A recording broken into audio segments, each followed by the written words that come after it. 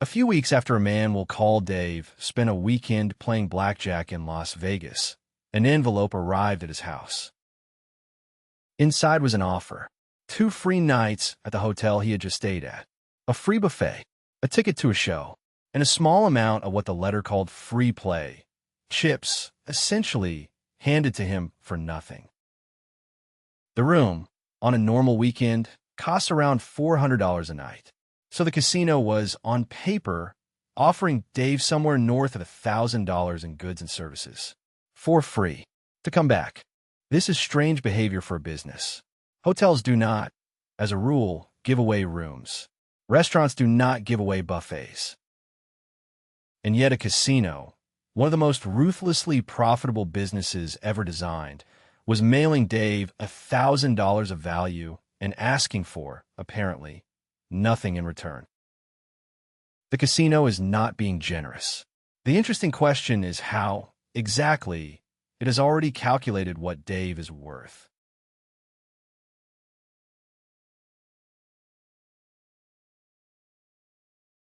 Here is the thing the casino knows about Dave that Dave does not know about himself.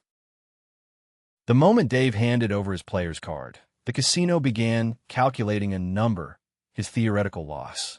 In the industry, just the theo, and it is built from 4 things: how much he bets per hand, how many hands he plays per hour, how many hours he plays, and the house edge of the game. Multiply those together, and you get the amount the casino expects to win from him, not on any one night, but on average over time. $50 a hand, 100 hands an hour, 4 hours at a 0.5% edge, is a theoretical loss of about $100. And the comps, the room, the buffet, the show, the free play, are simply a percentage of that theo, typically somewhere around 40% of it. The casino is not giving Dave a free room. It is giving him back a fraction of the money it has already, statistically, taken from him. The envelope is not a gift. It is a rebate, mailed in advance, on losses he has not yet finished incurring.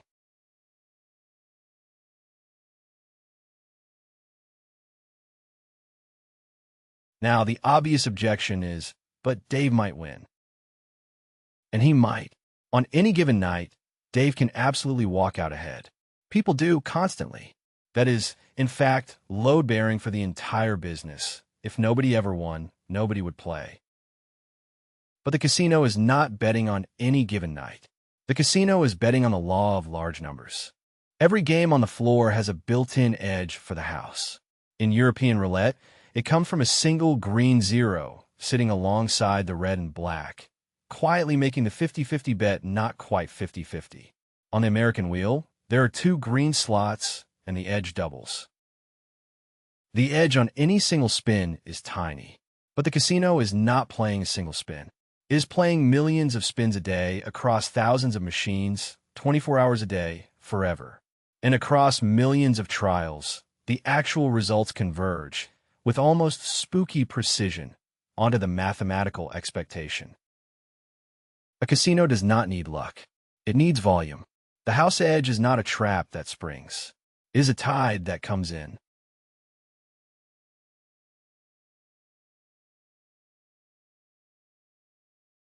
Once you understand that the entire business is keep the human in the chair, the design of the building stops looking like decoration and starts looking like machinery. There are no clocks on a casino floor.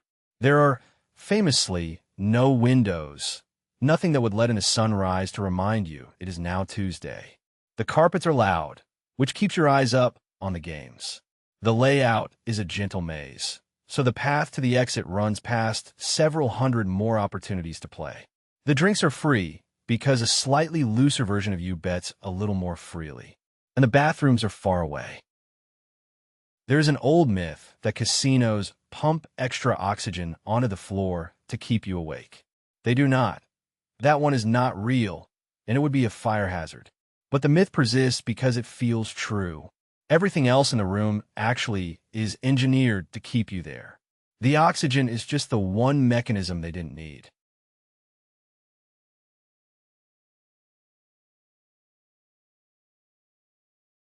The most important object in the building is not a slot machine or a roulette wheel. It is the small plastic player's card that Dave slid into the machine in exchange for points. Because that card is how the casino knows his Theo.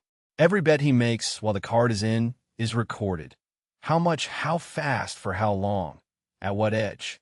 The points he earns feel like a reward. They are, from the other side of the table, a meticulous ledger of exactly how much the casino expects to extract from him, updated in real time. And the tiers, the silver and gold and platinum, the invitations that get nicer as you climb, are not status symbols. They are a map of theoretical loss. A higher tier does not mean the casino likes you more. It means its model of your expected losses has gone up. If this sounds familiar, it should. It is the airline loyalty program. It is the Costco membership.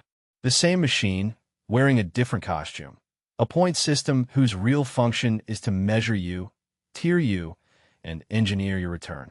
The casino is just the most honest version, because here the house edge is printed on the felt.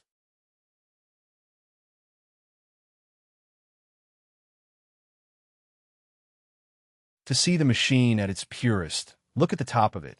The players the industry calls whales. A whale is flown to the casino on a private jet the casino pays for, put up in a suite that does not have a published price, because it is never, ever rented. Fed, watered, entertained, and escorted, all of it free. And none of that is generosity, either. It is the same calculation, just with enormous inputs. When a player's theoretical loss runs into the hundreds of thousands or the millions, the casino will spend lavishly to keep him in the chair because the expected loss dwarfs the cost of the jet.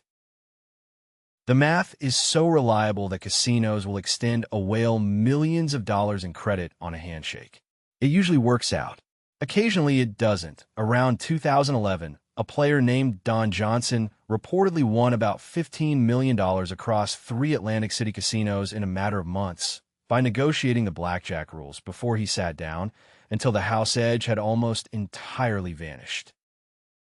But that is the exception that proves the rule. The casinos let him play because their model said the edge was still theirs, and the moment they realized the edge was gone, they changed the rules and showed him the door.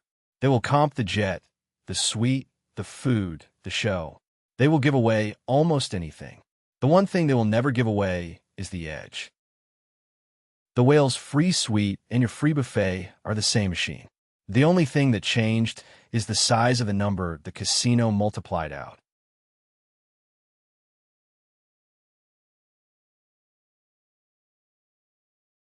Once you see it, you start to notice the free room everywhere a business can calculate in advance what you are worth.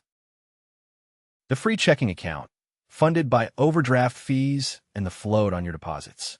The free 2-day shipping that locks you into a membership. The welcome bonus, the first month on the house.